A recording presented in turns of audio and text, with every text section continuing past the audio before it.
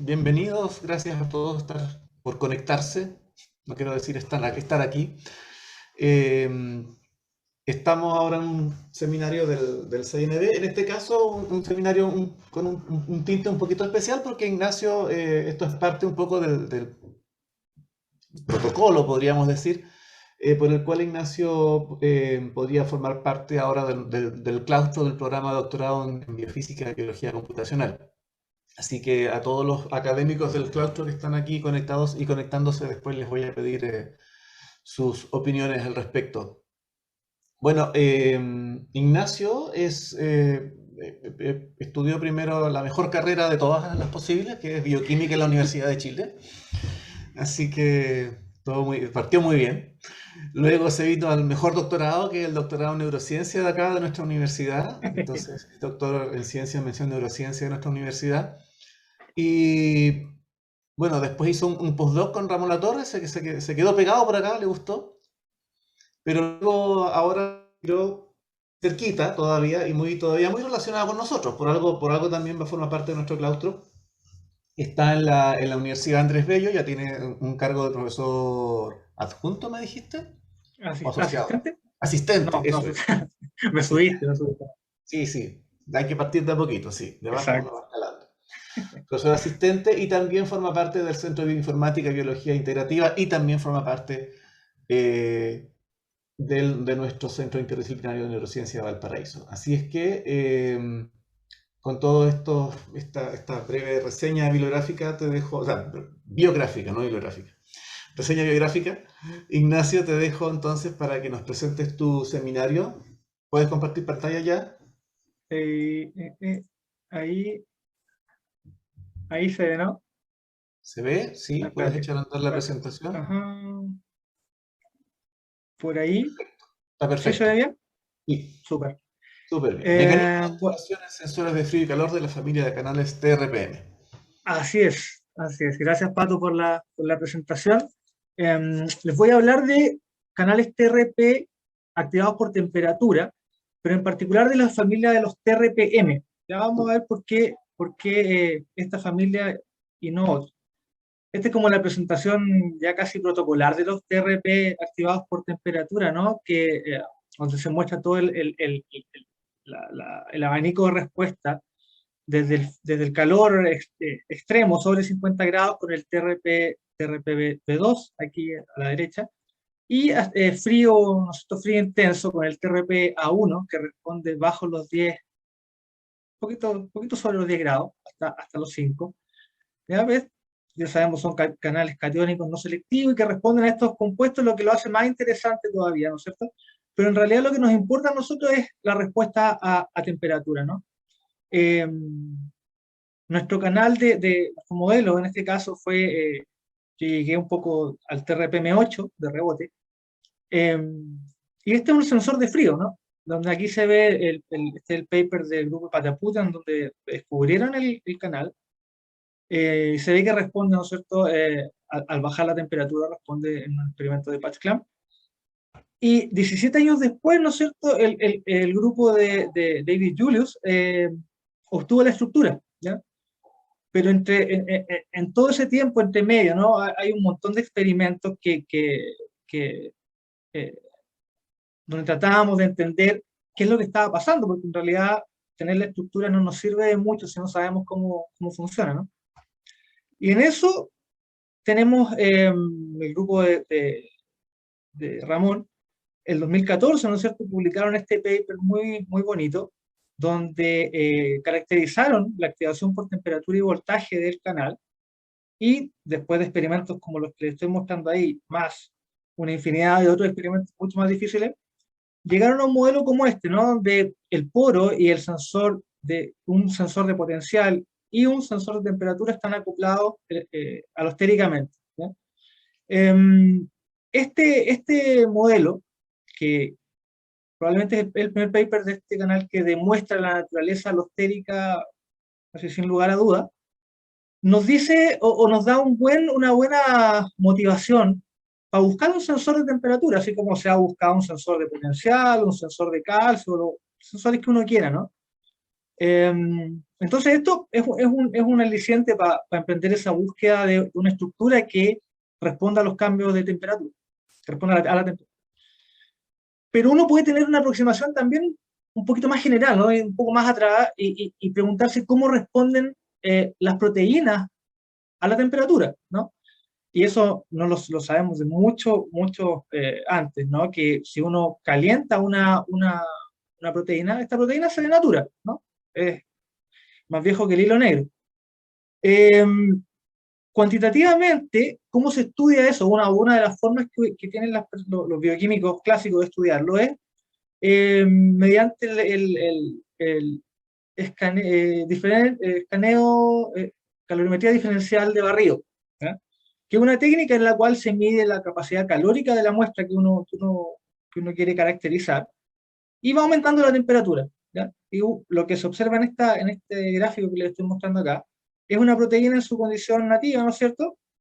A medida que uno calienta, experimenta una denaturación y luego se estabiliza en su forma denaturada, ¿no? Y la diferencia entre ambas conformaciones es un delta C sub P, la diferencia en la capacidad calórica molar de la proteína, ¿ya? Eh, ¿Qué consecuencias tendría pensar los canales TRP dependientes de temperatura bajo este prisma? Eh, Tendríamos que ver el canal, la activación del canal, ¿no es cierto?, como un evento de denaturación, ¿ya? Esto lo propuso David Clapham y Chris Miller en el 2011, donde le dieron una especie de una mirada alternativa al fenómeno de activación de estos canales TRP, donde todos andábamos, no, yo en esa época no, pero todos andaban buscando un sensor de temperatura, ¿no? Eh, lo que dicen acá es básicamente que el canal está cerrado y experimenta una denaturación, ¿ya? Puede ser una denaturación por calor o puede ser una denaturación por frío. El punto central es que la activación del canal involucra un evento de denaturación, ¿ya? Y eso da lugar a esta curva, si nos transforma la constante de equilibrio, ¿no es cierto?, en probabilidad de apertura, nos da este gráfico que es interesante porque, por ejemplo, si nosotros nos enfocamos en el canal activado por frío, en el TRPM8, tenemos la curva azul, ¿no? A medida que bajamos la temperatura, la probabilidad de apertura aumenta, ¿ya? Pero la predicción de la ecuación de Van Hoff extendida, que está acá, la que está aquí abajito, nos dice que si nosotros nos movemos a temperaturas más calientes, el canal eventualmente también se va a abrir. Es la predicción es lo que dice la termodinámica, ¿no? Y ahí no hay, es lo que es. Entonces, la predicción dice que el canal debiese abrirse a temperaturas más altas. Claro, no, probablemente nosotros no tenemos la capacidad de llegar a esas temperaturas y por eso no lo hemos visto. Es un poco el análisis que hacen ellos, ¿ya? Entonces, bueno, la interpretación de la bioquímica clásica, ¿no es cierto?, en los canales TRP nos dice que al aparecer este término, el delta C sub P, implica que un receptor de frío, ¿no es cierto?, puede ser también un receptor de calor, solo que hay que mirar donde corresponde para poder ver esa conducta. Bueno, entonces, ahora ¿cómo traspasamos, ¿no es cierto?, cómo aterrizamos este valor del delta C sub P? Ya, para tenerlo en términos estructurales, si uno quiere. Los cálculos que hicieron Clapham y Miller, ¿no es cierto?, es que más o menos uno necesita cambiar la exposición al solvente de algo así como entre 10 laterales que estén no expuestas al solvente, que cambien su exposición al solvente para que se produzca 10 a 20 cadenas por su unidad, para que dé cuenta del delta C sub P necesario para que el canal tenga la dependencia de temperatura de un TRP, ¿ya? Que es alto, ¿ya? Bueno, y ahí lo dicen como una mala noticia, literalmente, es que si el canal tiene 700 aminoácidos por su unidad, ¿no es cierto?, y nosotros necesitamos exponer 10 o 20, que además no requieren estar juntas, pueden estar en cualquier parte, la búsqueda del sensor de temperatura se complica, ¿no? Porque tendríamos que, bueno, no sé, cómo encontramos esos aminoácidos esparcidos por todo el canal, ¿ya? Entonces, bueno, eso es un poco el modelo alternativo, pero, pero ya sabíamos de sensores de temperatura en canales de TRP, o teníamos sospechas, ¿no? Hasta el 2011 estamos hablando. El 2006, también un paper del grupo de Ramón, vieron que si uno le cambia el carboxy terminal entre el TRPV1 y el TRPM8, la dependencia de temperatura, la polaridad, ¿no es cierto?, se invierte. O sea, el TRPV1, que antes era un sensor de calor, responde al frío, aquí se ve cómo aumenta la corriente al disminuir la temperatura. Y el M8 pasa a lo contrario, ¿no? Ahora, a medida que calentamos, el canal se activa cada vez más, ¿ya? Eso un indicio bastante fuerte para pensar de que en el carboxy terminal estaba pasando esto, ¿no? Algo tenía que ver con la sensibilidad a temperatura. En su tesis de doctorado, Natalia Raddatz le cortó la cola al TRPM8. Hizo varias deleciones. Aquí están las tres más importantes, las tres que funcionaron mejor, donde delecionaba 8, 15 y 36 aminoácidos del carboxy terminal. Se midió la activación de cada uno de estas eh, variantes del canal a diferentes temperaturas, ¿no es cierto? Como se ve aquí arriba. Y sacamos nosotros después la constante de equilibrio y la graficamos, típico gráfico de Van Hoff, y se puede ver en negro, ¿no es cierto?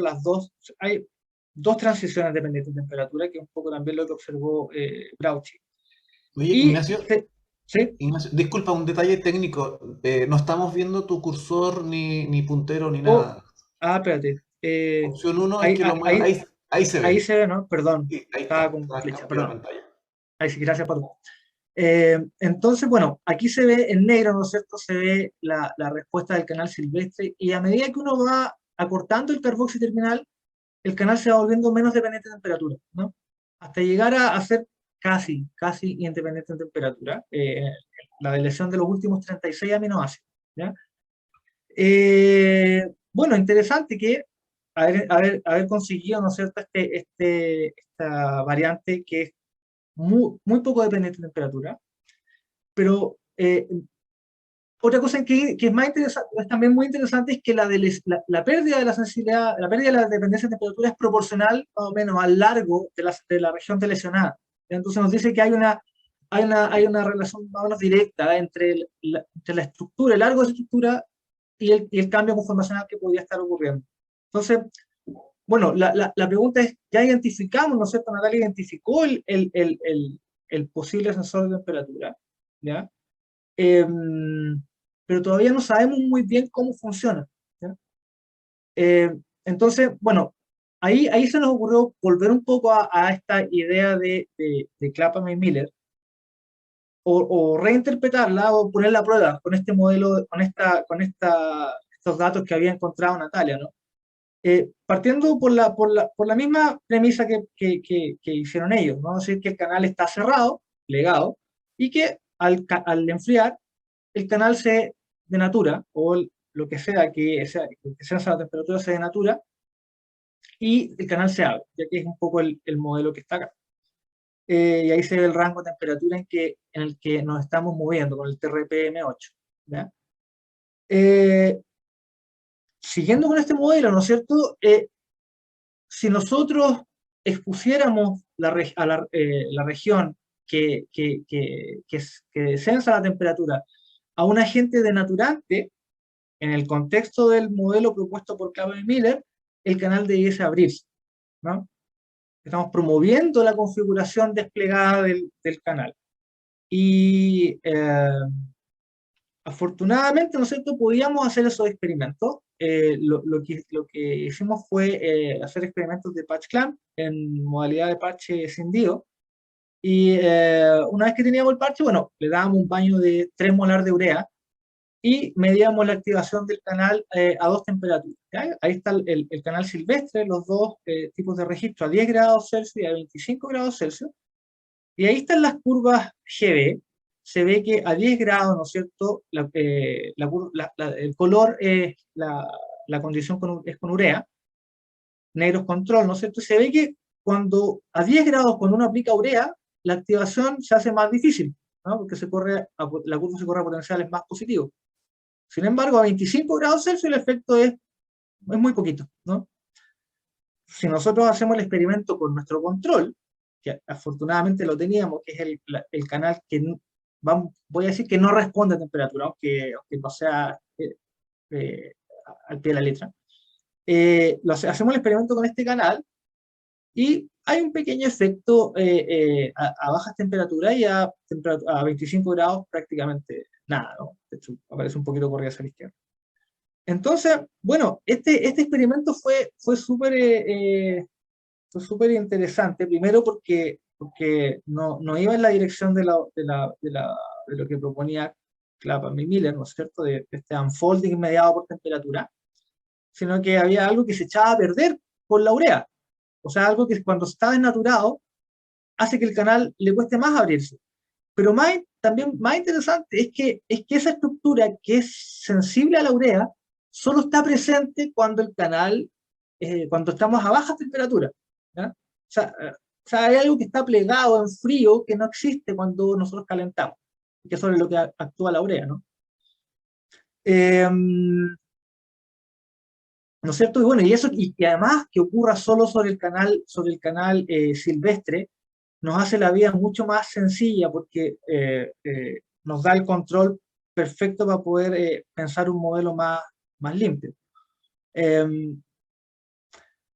Siguiendo dejando esa idea, ¿no es cierto?, del unfolding por temperatura, lo convertimos en un plegamiento por temperatura, tomamos la otra patita del modelo de Clapham y Miller, ¿no? Que es que nos dicen que hay aminoácidos que deberían cambiar su exposición al solvente en función de la temperatura, ¿no?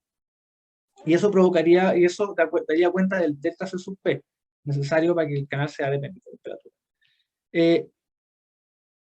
Ya en el 85, Parseghian había medido el trabajo osmótico de un canal, ¿ya? ¿Qué es lo que midieron ellos? Bueno, ellos de alguna forma le agregan un polímero al canal y este polímero compite por el agua que no está directamente accesible al polímero. O sea, por ejemplo, acá tenemos el poro del canal y acá tenemos polímero a ambos lados. Cuando el canal se abre y se cierra, la región que contiene agua pero que no está accesible al polímero cambia de volumen, ¿no? Y si eso implica un trabajo osmótico, porque estamos agregando un polímero, ese trabajo osmótico se va reflejado en un corrimiento en el eje del voltaje, se va reflejado en el trabajo eléctrico que nosotros necesitamos hacer para abrir el canal, ¿ya? Entonces, tomando eso, ¿ya? Bueno, yo antes lo hice en Shaker para medir el trabajo osmótico del sensor de potencial. Entonces, algo sabía de este tipo de experimentos. Pensé que a lo mejor era buena idea medir el trabajo osmótico del sensor de temperatura, ¿ya? Porque si es que habían aminoácidos que se estaban exponiendo al solvente, podía ser que viéramos algún tipo de cambio en el estado de hidratación, ¿no es cierto?, de esta región. Entonces, bueno, ¿cómo está pensado este experimento? Uno dice, bueno, si el canal, ¿no es cierto?, puede hacer un trabajo eléctrico y un trabajo osmótico, cuando nosotros le ponemos sacarosa, le pusimos sacarosa 2 molar, le obligamos al canal a hacer un trabajo extra, ¿ya? Que es el canal, que es la competencia por el agua con la sacarosa. Entonces, nosotros hacemos el experimento en condición control y con sacarosa. Tenemos un trabajo. Lo vemos a dos temperaturas, a dos temperaturas, a una temperatura donde el sensor está plegado, y a una temperatura donde, bueno, 25 grados, no es que esté completo, no sé, no es la denaturación misma, pero me imagino que debería estar un poco más desplegado que había, ¿ya? Y hacemos esa relación para sacar un trabajo osmótico dependiente de temperatura para el canal completo. Y ahora, ¿no es cierto?, como tenemos el control perfecto, que es este canal que tiene delecionado el C terminal y que prácticamente no responde a temperatura, bueno, hacemos el mismo experimento y se lo restamos, claro. Y con eso, ¿no es cierto?, nosotros podemos sacar un cambio de volumen. ¿ya? Es un cambio de volumen, es un cambio del volumen acuoso no accesible a la sacarosa. Es un poco complicado, pero es como decir el agua que está dentro de una estructura, de esa parte del canal de los 36 aminoácidos que, que no es tocada por la sacarosa que nosotros le agregamos, que son el 2 molar de sacarosa que nosotros le agregamos intracelularmente al parche, ¿ya? Esto se hace por parche escindido también, ¿ya? Y bueno, esos son los experimentos. Ahí se puede ver que negro es el experimento control. Y aquí se ve, bueno, los desplazamientos de las curvas. A 10 grados le cuesta más abrirse, a 25 un poquito. El control, de nuevo, ahí tuvimos, yo creo que tuvimos harta suerte de que no le hacía nada. La sacarosa no le hacía mucho al canal de lesionado, por ese terminal de lesionado. Eh, y con eso, ¿no es cierto?, nosotros pudimos sacar un volumen. Y ese cálculo, ese volumen, ¿no es cierto?, nos dio algo así como 1900 Armstrong cúbicos, más o menos 400, ¿ya? Para este cambio en el volumen inaccesible absoluto, ¿ya? Durante la transición entre 25 y 10 grados Celsius, o sea, al enfriar, ¿ya? Después nosotros, bueno, ¿con qué nosotros podemos contrastar ese cambio de volumen? Tenemos la estructura del canal, pues, para eso sirve la estructura, para poder ponerla a la par con nuestro experimento. Entonces lo que hice acá fue poner el C-terminal, ¿no es cierto?, en esta representación de Van der Waals, los volúmenes de los átomos, y es la región que fue delecionada en esta experimento, ¿ya? El delta 36. Y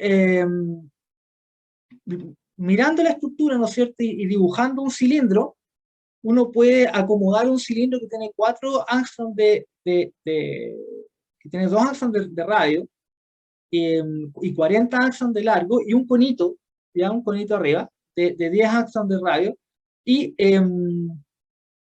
todo eso, ¿no es cierto?, si sumamos el conito más el cilindro, nos da un volumen de 1600 Angstrom, ¿no es cierto? Y los experimentos con sacarosa nos decían que el volumen aumentaba en 1900 Angstrom. O sea, cuando el coil se pliega con frío, se crea un volumen inaccesible absoluto que tiene un volumen de 1900 Angstrom cúbicos. Y la estructura, ¿no es cierto?, que es obtenida por cryo-EM congelada, nos dice que al interior del coil cabe, ¿no es cierto?, hay un volumen de alrededor de 1600 Angstrom cúbicos, ¿no es cierto? Y bueno, 1600 es lo mismo que 1900, no hay mucha diferencia. Entonces, el experimento tiene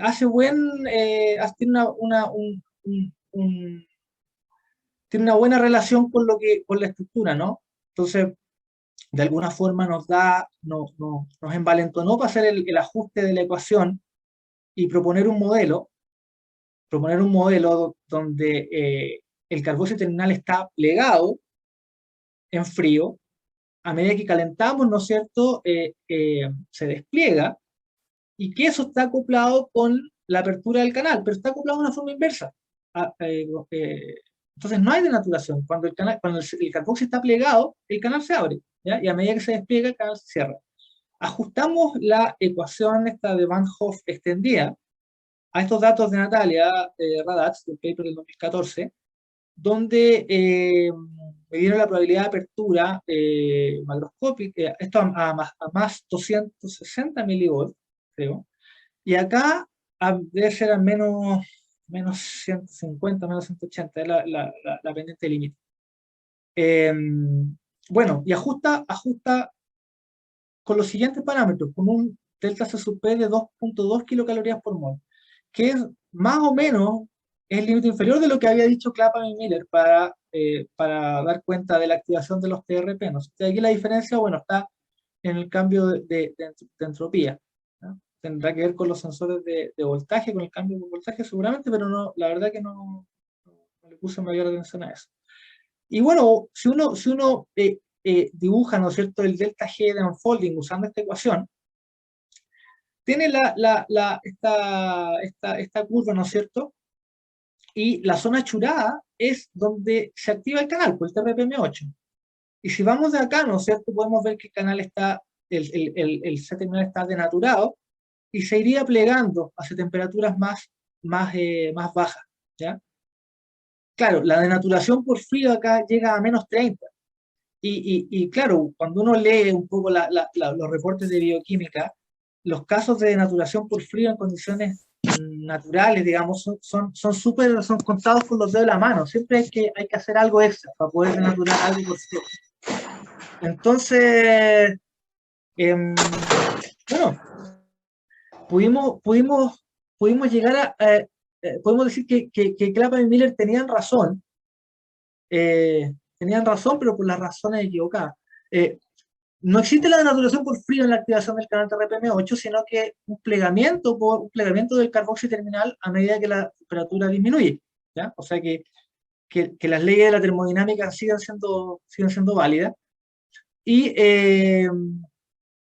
bueno, que el cambio de volumen tiene sentido con la estructura. Entonces, por ahí quedamos con esta idea, ¿no?, de un modelo de plegamiento dependiente de temperatura, ¿ya? Esa fue parte de lo que yo hice durante mi postdoc en el laboratorio de Ramón. Me complementé estos hallazgos iniciales de Natalia. Y bueno, la extensión natural de este trabajo viene al mirar otros miembros de la familia de los TRPM, y por eso el título de la presentación es Sensores de frío y calor. Bueno, obviamente comparten muchos determinantes estructurales, los dominios de melastatina, el carboxi terminal, etc. Pero si vamos al C terminal, todos estos canales tienen coil, el TRPM2, el M4, el M7 y el M8, que son algunos miembros notables de la familia, del que sabemos más y de los cuales hay estructuras. Que se parezcan no tiene nada raro, por algo son de la misma familia.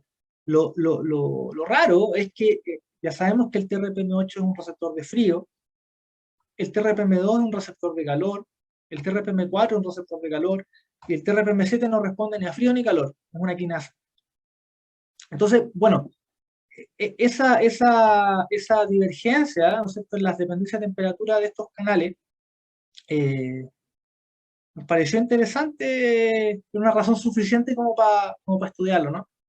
Entonces, bueno, hay que escoger uno. Escogimos el TRPM4, del cual conocíamos la estructura, y también se activa por voltaje. Entonces podemos de alguna forma, si se diera el caso, podríamos hacer las mismas maniobras experimentales para poder hacer una comparación justa con lo que encontramos en el TRPM8, ¿ya? A la izquierda se ve, en rojo se ve la parte que se lesionó del coil, o sea, del C-terminal, digamos, del TRPM8.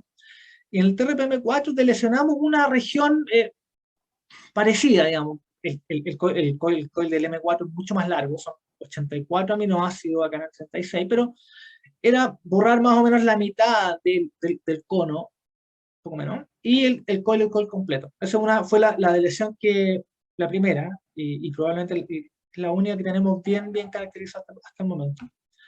¿Ya? Ya les dije, el M4 es un sensor de calor, el M8 es un sensor de frío.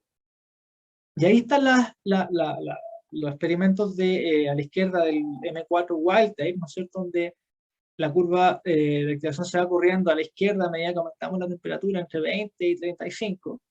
Y en el TRPM4, que ahí dice 1142 porque es el aminoácido 1142, que está a partir de ese aminoácido se lesionó, es decir, delta 84 o algo así. Y se ve que responde mucho menos a la temperatura. Responde mucho menos, lo cual se puede cuantificar, ¿no es cierto?, en este gráfico de Van Hoff. Sacamos la pendiente y se ve el cambio en entalpía, y es bastante grosero, ¿no? Es insensible a la temperatura, ¿ya? Entonces, este experimento es interesante porque nos dice que en la región que lesionamos está contenido el sensor de temperatura. No sabemos si es que no tenemos hecha otras deleciones más, otras deleciones intermedias, como hizo Natalia, que nos permitirían acotar un poco y decir, bueno, esta sí es la región responsable de la sensibilidad a temperatura.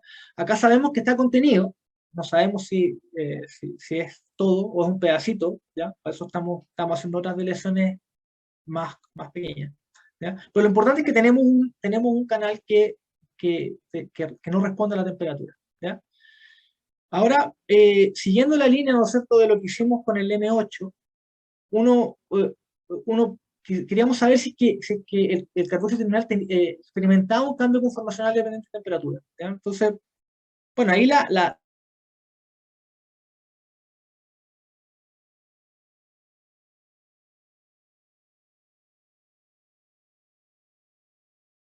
un método de sustracción, ¿no es cierto?, para poder sacar un delta G de unfolding en el carboxio terminal. Pero esta vez andábamos un poco más animados y decidimos probar otra cosa diferente, ¿ya? Que es el uso de aminoácidos no naturales fluorescentes, algo de lo que yo no sabía nada, pero me metí igual en el negocio. Entonces, bueno, ocupamos este aminoácido fluorescente que se llama ANAP, ¿ya? Cuya particularidad es que el espectro de emisión de este aminoácido cambia bastante dependiendo el solvente, dependiendo de la polaridad del entorno, ¿no? Acá se ve, por ejemplo, en amarillo se ve el espectro de emisión en agua, y a la izquierda se ve, por ejemplo, en DMCO en rojo, un acetato de etilo también, y se ve cómo se corre 40, 50 nanómetros, ¿ya? Entre una condición y otra. Entonces, bueno, si hay algo que se está desplegando, disponiendo al solvente, lo vamos a ver con esto, eventualmente, ¿ya? El método de incorporación es bastante sencillo, ¿no?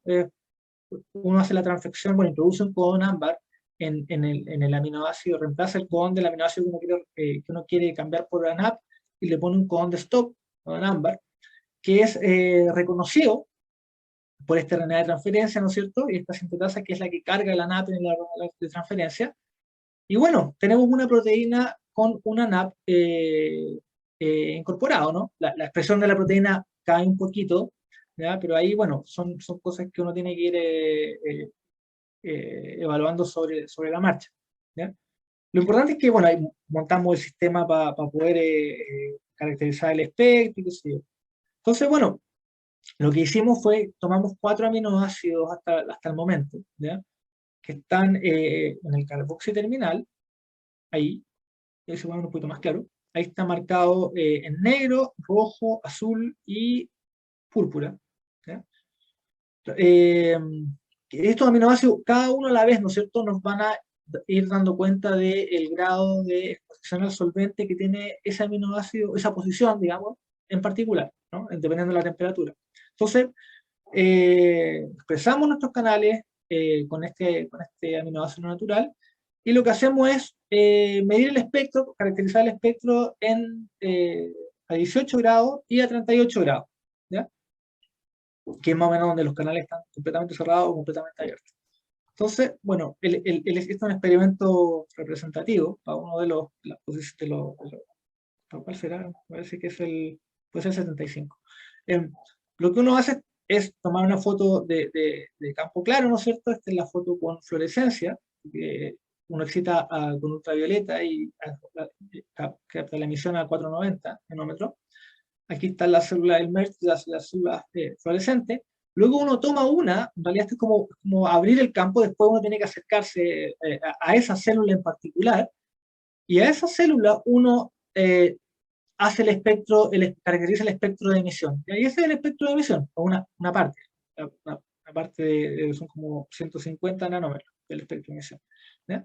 Y uno puede cuantificar la intensidad, ¿no es cierto? Y ponerlo como esto. Bueno, hace la correlación, hace una calibración entre los píxeles de la cámara y la longitud de onda. Eso, bueno, se hace me ayudó Juan Pablo Castillo con un par de láser que me ayudó con toda la calibración y el montaje de este sistema.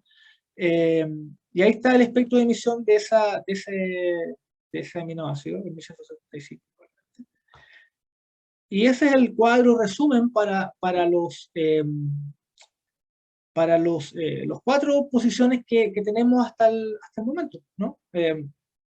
el 1161, que es el que está más proximal, más hacia el poro, se corre bueno, ahí se ve, eso quería decirle antes, para recordar un poco, ¿no es cierto? Mientras más polar está más a la derecha, mientras más apolar hacia la izquierda. Entonces, eh, los que están hacia abajo, ¿no es cierto? Que es el 1161 y el 78, que son los que están más hacia arriba, más cerca del poro, digamos, si uno quiere, el entorno se vuelve más hidrófobo, ¿ya? Y los que están más distales, ¿ya? Que es el 1175 y el 1188, cuando uno aumenta la temperatura, ven un entorno más acuoso, ¿ya? Y es un poco lo que vimos de estos experimentos, el cuadro resumen. Todavía nos falta hacer un par de posiciones más para estar seguro de tener una resolución un poquito más fina de lo que estamos viendo. Pero lo interesante de este experimento, y que es algo que la urea no nos permitiría ver, ¿ya? Es que durante la activación del canal, de alguna manera hay una región que se está plegando y otra que se está desplegando, ¿ya? Entonces no es tan simple como que se desarma con calor o se plega con frío. Al parecer hay cambios conformacionales más discretos, dependiendo la región en la cual estamos mirando. Entonces, eh, tomando ese esquema, ¿no es cierto? Se me ocurrió hacer un monito de lo que tenemos hasta el momento. Y es algo más o menos así, ¿no? Si uno,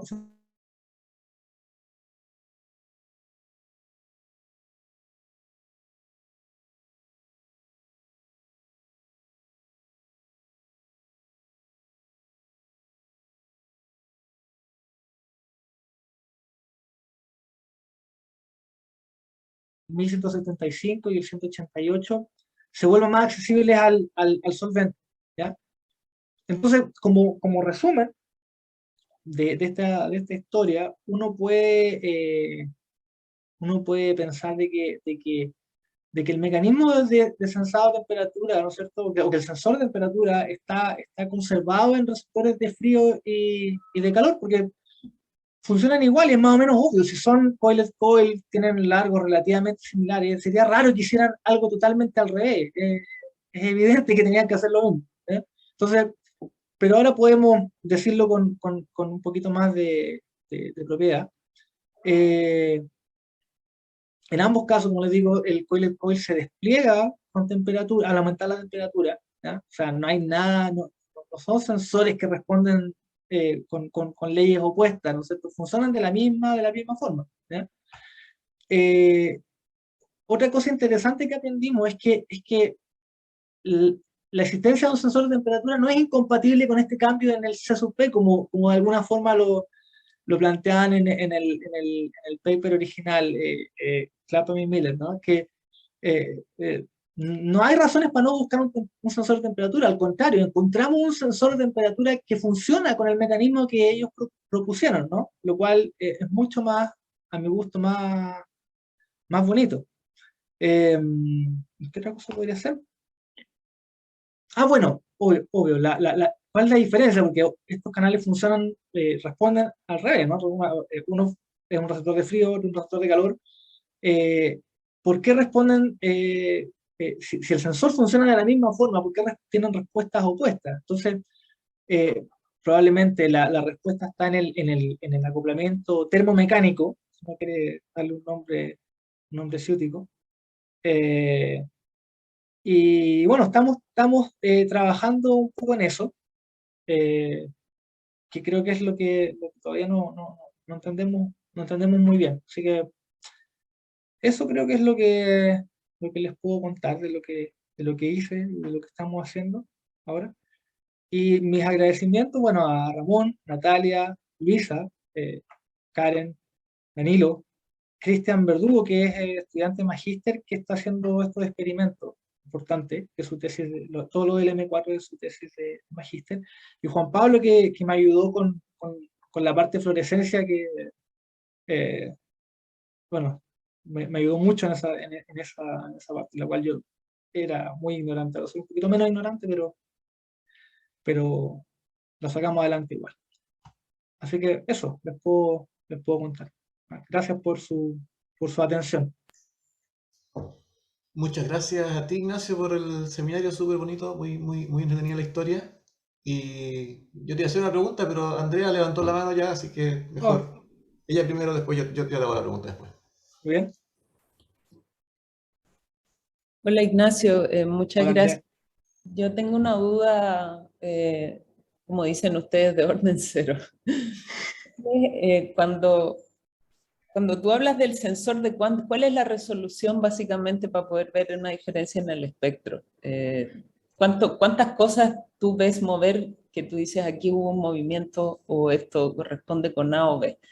Mira, lo que uno registra, por lo menos a ver, de los experimentos que tengo, uno toma, pueden ser 12, 15 células, y en realidad son trabajamos con un aumento de 40 por, entonces uno no ve muchas células, sino que se alcanza a ver mitad de células, probablemente, células G, y a eso uno le saca el espectro. Sí, Es pero un desde el poco punto de vista del sensor de la temperatura, me refiero. ¿Cuáles son los cambios que tú crees que tienen que ocurrir para que tú veas que ocurrió un cambio en el espectro? A ver, para que sean, bueno, lo que se ha visto en comparación con otros canales, incluso TRP, que han ocupado el mismo método, ¿ya? Nosotros obviamente no somos los primeros que lo hacemos, sino que lo han ocupado antes para ver la activación de TRPV1 por capsaicina y el TRPM8 por mentol, ¿ya? Ven cambios pueden ser entre 10 y 2 nanómetros, es poquito porque los cambios deben ser muy, muy discretos, o sea, probablemente esto no está escondido todo el tiempo, enterrado en un medio escondido del agua, y cuando se denatura, o cuando se hace esta denaturación por temperatura, tampoco está todo el tiempo expuesto al agua, porque esta cosa es reversible, ¿no? Entonces, no puede denaturarse y desplegarse completamente a volver en unos pocos milisegundos, segundos, a plegarse de nuevo, a no ser que estar funcional el canal para otra ronda de activación. Entonces, los cambios que se esperan en la exposición al solvente son pequeñitos, y probablemente de ahí que los cambios, los corrimientos en el espectro son también pequeños, pero no es sorprendente que sean pequeños, ¿ya? No, cuando uno lo compara con la espectro de emisión en el solvente de la NAP, claro, 40 nanómetros versus 2 nanómetros es harta diferencia, pero estamos hablando del aminoácido en agua o el aminoácido en DMSO o lo que sea, ¿no? Claro, claro. ¿no? Bueno, muchas Importa más la gracias. tendencia que el valor absoluto, digamos. Mm. Y de momento esta técnica está restringida al C-terminal, Bueno, o ustedes lo pueden poner en otra parte considerando que no es un codón de parada. claro, no, de hecho, sería deseable que estuviera en otros lugares, como un control, ¿no? De que bueno, probablemente hay más. Yo pondría uno en el poro para saber que el canal se está abriendo y no hacer los experimentos, pero bueno, sí, de hecho, lo estamos incorporando en otros canales también, los canales mecanosensibles, también estamos poniendo este aminoácido, estamos tratando de expandirlo, de aprender lo más que se pueda con esta técnica. Vale, muchas gracias, muy lindo el trabajo, Gracias. Ignacio. Gracias. Oye, Ignacio, David, voy a hacer yo primero la pregunta que tenía de antes y después te doy el micrófono. Y, Nacho, es como una pregunta obvia, ¿no? ¿Cuándo vamos a ver la urea y la sacarosa, me parece que era en el TRPM4, y cuándo vamos a ver los aminoácidos fluorescentes en el M8? ¿Crees que vas a sacar más información de ahí?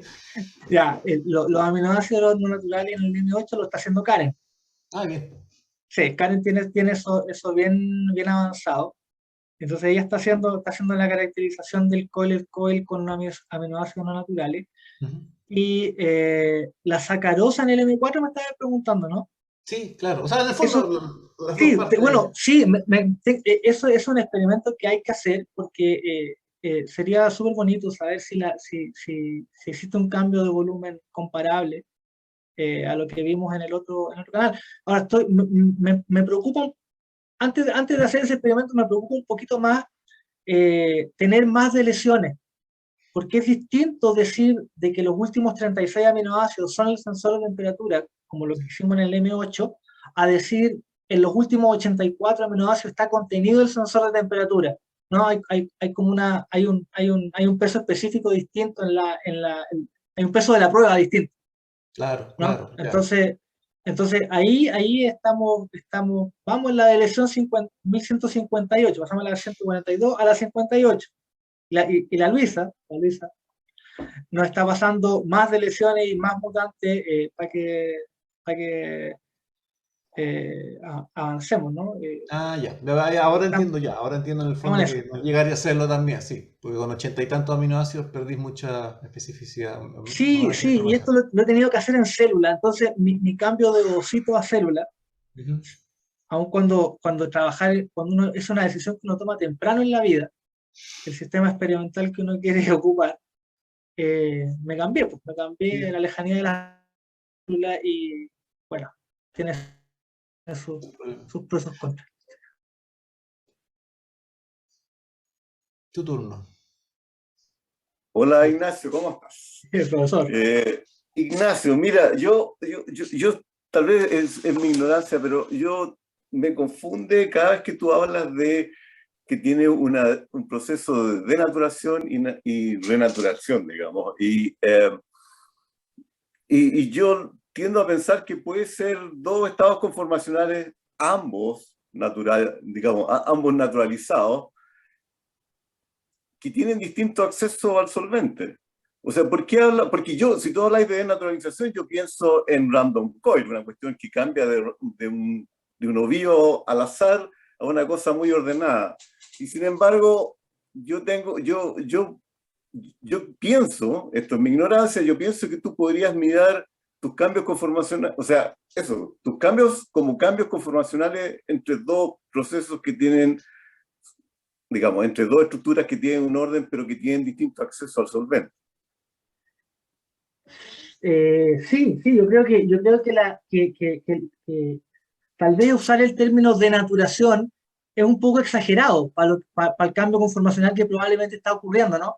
Pero tal vez viene de este modelo que propuso Clapham y Miller, donde hablan de denaturación por frío y denaturación por calor, que tal vez ahí uno adoptó esa convención, pero lo que tú dices probablemente es cierto, digamos, no hay una denaturación per se, es como que algo se desarma completamente, un poco también lo que le decía Andrea, de que esto probablemente no se desarma con calor, cambia, tiene una compactación y una expansión, y ahí lo que dices tú, de la accesibilidad al solvente, en este proceso de compactación y descompactación, cambia la accesibilidad al solvente, que es un poco lo que vimos con los experimentos de sacarosa en el caso del M8 y ahora con los aminoácidos naturales. Así que sí, yo creo que tiene razón en que podría uno hacer el término un poco más suave. Tengo otra pregunta que tiene que ver con el cálculo que ustedes hicieron sobre el volumen, el cambio de volumen y la coincidencia que tiene eso con el tubito largo que está colgando del canal. Entonces lo que tú dices, ese canal, esa estructura es de un canal abierto, es un canal cerrado. Ahí quedé perdido, porque además tú, en los experimentos que hiciste, tal vez es otra estructura, pero parece que, como tú dices, hay sectores que se separan y otras partes que se juntan dentro. En el caso del M8 ese canal está cerrado, ¿ya? En el caso del M8 ese canal está cerrado y claro, ahí uno dice, bueno, como es cryo-IM, probablemente esa cuestión está congelada y por ahí el coil el sensor está en reposo, ¿no? Perdón, está activado, digamos. Está activado, pero el canal no está abierto. Bueno, en el caso, bueno, sabemos un poco, ¿no? de que en la estructura no siempre el que esté ligando hace que el canal se abra o para pillar el canal abierto hay que hacer más de una maniobra. Entonces, las estructuras, si bien las estructuras son como orientativas, ¿no? Nos dicen, nos ordenan la idea, o nos dan idea, pero es difícil hacer una interpretación al pie de la letra. Entonces, claro, lo tomamos, el cálculo lo hicimos por si acaso, digamos, para saber si dará algo parecido, y bueno, dio parecido, digamos. Entonces, por ahí uno dice que hay coincidencia y me arriesgaría a decir de que el sensor está activo, pero el canal está cerrado. No hay mucho que hacer ahí. Entonces, pero sí, no sé si, sí. En el caso del M4, no sé cómo daría, porque ahí es un poco más complicado, porque eh, veríamos, entre el resting y el active, veríamos una disminución en el volumen inaccesible absoluto, ¿no? Si funciona igual que el M8, el cambio de volumen va al revés, con la activación del canal. Y tenemos la estructura en reposo. Entonces, ahí no sé. Bueno, hay que hacer el experimento. Oye, gracias David por la pregunta. Yo me quiero colgar un poco de eso, de esta última discusión, porque también me enredo, pero ahora me enredo para el otro lado, porque en el fondo, claro, en el caso tú nos mostraste que presumiblemente con el M8 lo que está pasando es que el canal o el sensor, se está, entre comillas, renaturando cuando el canal se abre. En el M4 hubo otro Ahí, canal activado por calor. Tú tendrías que el sensor se estaría desnaturando cuando el canal se abre, o estaría la curva perdona, todavía más corrida para el otro lado. ¿Cómo sería la cosa? perdona, Pato, me congelé durante el comienzo de tu pregunta. Ah, Perdona. ya, vuelvo a decir. No Y pagan, no yo, pagan el internet acá. sí, perdón. O a lo mejor fui yo, no sé. La cosa es, repito. Yo también me enredo de repente con esta cosa de la renaturación, denaturación. Ya, entiendo que sí es una palabra un poco fuerte, pero quedémonos con ella solamente para el efecto explicativo. Entonces, en el caso del M8 tenemos una estructura que tú nos mostraste que se estaría renaturando, entre comillas, cuando tú enfrías y cuando el canal se abre. Y en el caso del M4 u otro canal activado por temperatura, tendrías una cosa que estaría desnaturando cuando el canal se abre, o la curva está corrida para el otro lado y también se estaría renaturando cuando el canal se abre, o no sabes. No, bueno, según lo que dicen los experimentos de fluorescencia, se estaría denaturando, se estaría desarmando la parte distal del coiled coil, ¿no? Las patitas, y la parte proximal se compactaría. Es un poco lo que nos dice los corrimientos en los espectros. Entonces, No. al comparar el M8 con el M4, estamos en la clásica situación que ya está requete vista en canales dependientes de voltaje, en que tenemos sensores que se comportan de la misma manera con temperatura, pero que traducen el efecto al canal de formas opuestas. Claro, exacto. Sí, como los canales de voltaje también, ¿no? Ujú. Ahora, ¿por qué hacen la pega al revés? O sea, ¿por qué pasa lo contrario? Ahí estamos viendo como algunas quimeras en construcción, esperamos nos den un poquito de luces con eso. Eh, bueno, y no sé, ahí es un poco, no sé muy bien qué, hay como dos predicciones, ¿no? Si uno intercambia los C terminal, ya vemos que se parecen el comportamiento, entonces uno no debería esperar que hicieran lo opuesto. Está la predicción de que si uno cambia los invierte, yo creo que se va a correr se va a correr en el eje, se va a correr en el eje la temperatura, digamos. Entonces va a tener un sensor de frío que funciona a temperaturas más calientes Ya. y un sensor de calor que funciona a temperaturas más frías, digamos. Pero eso es lo que nos van a decir lo que nos debería responder la quimera, ¿no? Pero para allá va, eso estamos. Muy bien. No sé si tenemos más preguntas por aquí. Parece que no. Así es que, bueno, te vuelvo a dar las gracias, Ignacio. Ramón tiene una preguntita, ahí, a último minuto, en los descuentos. ¿Estás muteado, Ramón? Ahí sí. Ahí sí.